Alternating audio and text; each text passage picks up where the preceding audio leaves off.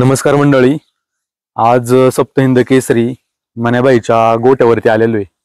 आज नानांना शिरंबे मैदानामध्ये बोलवलेले आहे। सप्तहिंद केसरी बकासूर आणि मथुरचा सत्कार आहे। हिंद केसरी मन्याबाईच्या मालक राजू शेठ वसंतराव जवळेकर आणि नाना आज चाललेले शिरंबे मैदानामध्ये। तर नानांबरोबर आज मी मैदानामध्ये चाललेलो आहे आणि आज बकासूरचा आणि मथुरचा सत्कार आहे। तर आता मैदानामध्ये गेल्यानंतर संपूर्ण अपडेट तुम्हाला या व्हिडिओमध्ये पाहायला भेटेल।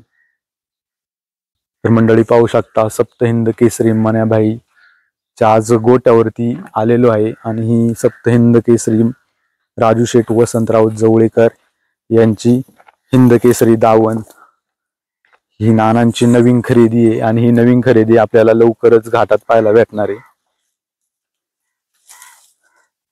हा मोन्याबाई पण लवकरच आपल्याला घाटात पाहायला भेटणार आहे आणि ही हिंद केसरी दावणीतील हिंद केसरी फकडे।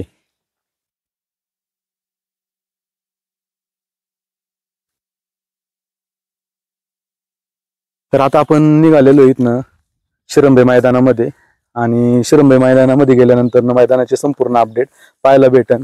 बकासूर आणि मथुरचा आज तिथं सत्कार आहे आणि नानांबरोबर आज चाललेलो आहे। तर मंडळी व्हिडिओ शेवटपर्यंत पहा। चॅनलवर नवीन असाल तर चॅनलला नक्की सबस्क्राईब करा। तर मंडळी आता मी सप्तहिंद केसरी मन्याच्या गावावरून वापगाव येथून निघालेलो आहे।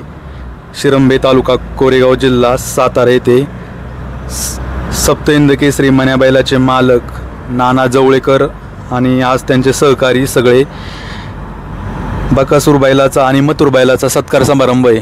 त्या ठिकाणी आम्ही सगळेजण चाललेलो आहे।